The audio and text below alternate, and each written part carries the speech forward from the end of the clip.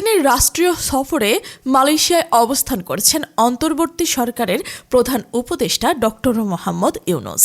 12 August কুয়ালালামপুরে অনুষ্ঠিত এক ফোরামে তিনি দেশটির ব্যবসায়ীদের বাংলাদেশে বিনিয়োগ করার আহ্বান জানান। প্রধান উপদেষ্টা বলেন, সরকার দেশকে ব্যবসা বান্ধব করতে নানা ধরনের পদক্ষেপ গ্রহণ করেছে।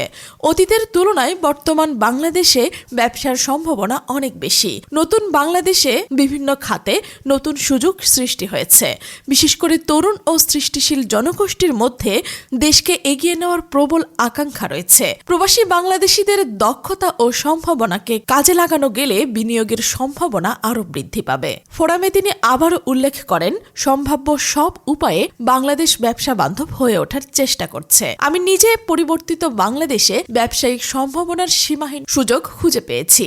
তরুণ প্রজন্ম দেশের উন্নয়নে গুরুত্বপূর্ণ ভূমিকা রাখতে সক্ষম। এই সময় বাংলাদেশ ও মালয়েশিয়া বিভিন্ন খাতে সহযোগিতা বাড়াতে 5টি সমঝোতা স্মারক এবং 3টি নোট বিনিময় চুক্তি স্বাক্ষরিত হয়। প্রধানমন্ত্রী আনোয়ার ইব্রাহিমের উপস্থিতিতে এসব চুক্তি ও নোট বিনিময় করা উচিত। উচ্চশিক্ষা, কূটনৈতিক প্রশিক্ষণ এবং কর্মসংস্থান খাতের ওপর গুরুত্ব আরোপ করে নোটগুলোতে স্বাক্ষর করেন প্রধান উপদেষ্টা, পররাষ্ট্র উপদেষ্টা মোহাম্মদ তৌহিদ হোসেন এবং কর্মসংস্থান উপদেষ্টা আসিফ নজরুল। অন্তর্বর্তী সরকারের প্রেস সচিব জানান, এই সফরের মাধ্যমে মালয়েশিয়ার সঙ্গে বাংলাদেশের সম্পর্ক আরও গভীর হবে। প্রবাসী শ্রমিক নিয়োগে মালয়েশিয়া বাংলাদেশের জন্য অত্যন্ত গুরুত্বপূর্ণ। সফরের মূল ফোকাস হল বিনিয়োগ এবং অভিবাসন। দেশের জনশক্তির খাতের জন্য মালয়েশিয়ার ভূমিকা অপরিসীম। পরবর্তীতে 13 আগস্ট প্রধান উপদেষ্টাকে মালয়েশিয়ার ইউনিভার্সিটিকে বাসাং সম্মানসূচক ডিগ্রি প্রদান করবে। অনুষ্ঠানে মালয়েশিয়ার প্রধানমন্ত্রী আনোয়ার ইব্রাহিমও উপস্থিত থাকবেন।